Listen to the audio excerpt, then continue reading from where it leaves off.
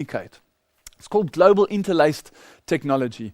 In order to have global interlaced technology, you need the right crisis to bring them all together.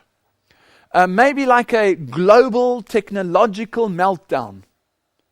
Was there in the last couple of years a global technology meltdown? Yes, there was. We'll have to look at that. To have a global political focus, you need a global political threat, the right crisis. To have a global environmental focus, you need the right crisis, maybe global warming. Or what about global financial management? You need the right crisis, maybe global financial meltdown. Have any of these happened in the last couple of years? What about the global technology meltdown? Has it happened? Well, anyone that's got a computer, even people with cars, they know what happened just a couple of years ago. It's called, in history, the biggest non-event to ever happen. Because it didn't happen. What was it called? Y2K. You see, by the first time in 2000, the world's computers were communicating with one another. Before the year 2000, there were networks and they were but for the first time worldwide, all the computers could communicate worldwide because they'd had a right crisis to get them to communicate on those levels. And they're submitting to the ITU standards. You see, it was Y2K that brought all the computers of the world into synchrony. So did we have a world technology meltdown? Well, almost. They certainly told us it was going to happen. It didn't happen, but it didn't need to because all the computers were aligned by 2000. Was there a global political focus or maybe a global political threat that happened maybe just a couple of months after Y2K? Yes, what happened? Have you ever heard of 9/11 before? Have you heard of 9/11? What happened on 9/11? Well, there were three major events on 9/11, and I call the Twin Towers a single event for this lecture.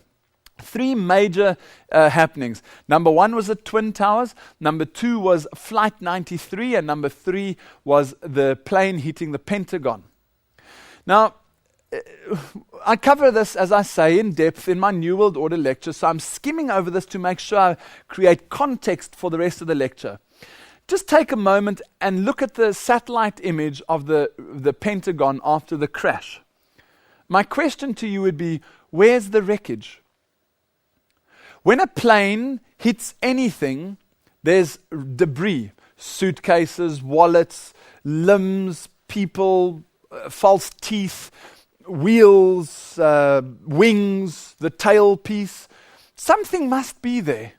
But yet, there was no debris, there was no wreckage, just nothing. There was no grading marks through the lawn, even though the Boeing was very low.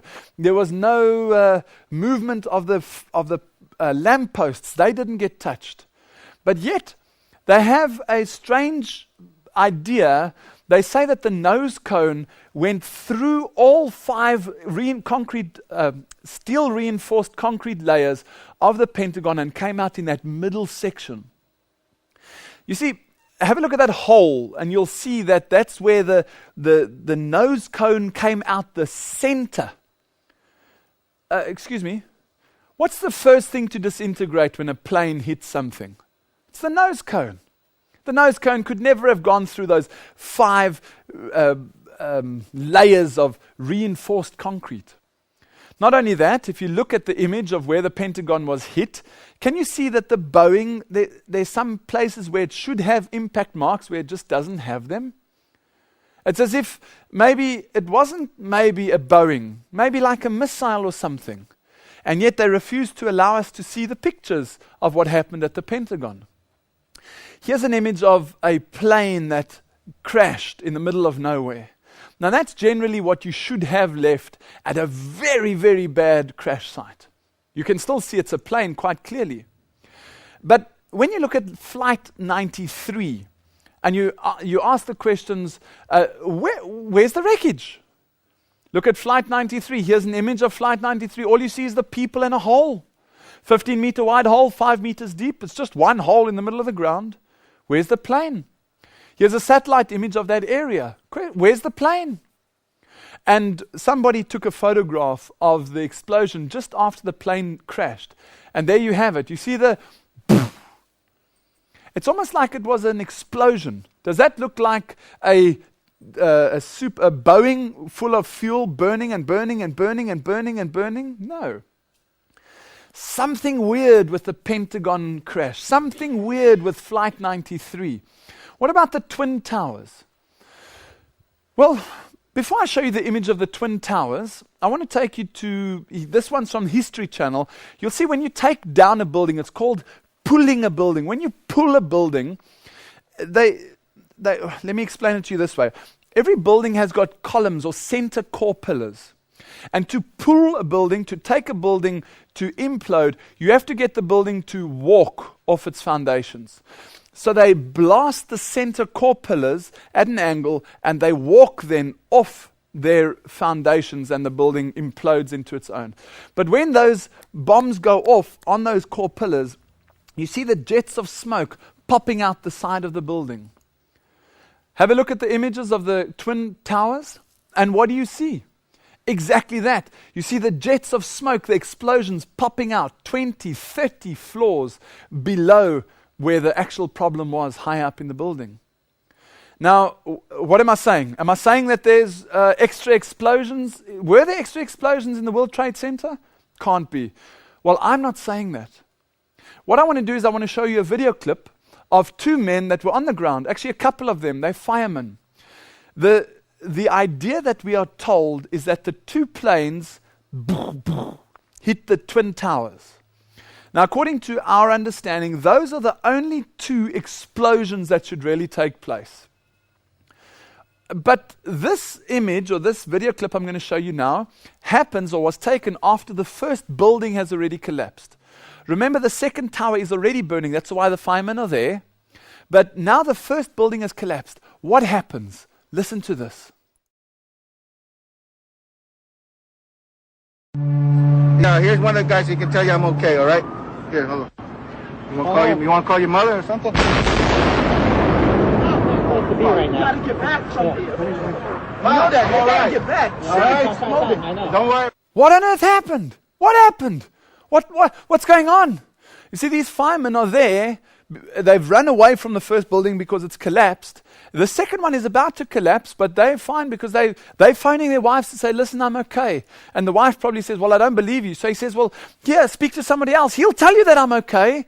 And while he's on the phone, massive explosions. And they're like, what's going on? Why? What's going on? Listen to it again and listen to the shock in their voices when these explosions happen. Now, here's one of the guys who can tell you I'm okay, all right? Here, hold on. You want to call your mother or something? To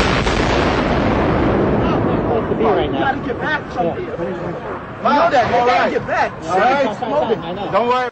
We got to get back. The cameraman even turns. He's trying to find out what's exploding because there's explosions that happened afterwards. Now, what were those explosions? Well, here's an image that should explain it quite clearly. These are the core pillars at the World Trade Center. Can you see how they've all been cut off at right angles? And some of them, like that one in the middle, is at an angle. What do you notice about that? Well, let me zoom in and show you a bit closer. Can you see the melted steel at the bottom over there? Right? And how there's almost like somebody with teeth that's dug into the steel. Well, that's done by a substance called thermite. Here's another image of one of the beams. Can you see how it's melted? The beams, this is at ground floor. This is not at the top level. Thermite is used to bring down steel cores of buildings, to explode at extremely high temperatures and get the building to walk off its foundations. Here's some more images from Time magazine. Can you see how those beams have all been cut off at the same level, one after the other in perfect synchrony, all at right angles? So, is it possible that America did it to itself? Well, I'm not saying that. I'm saying that's what it looks like. It certainly looks like those people had access to the buildings long before the Boeings, and the Boeings couldn't have taken down those buildings. Those buildings were imploded. That's what the image is, and that's what the research says. Is it possible that we have a single, global, worldwide technology meltdown? Yes. Is it possible that we have a global, single, worldwide political threat? Yes. What was it? 9/11.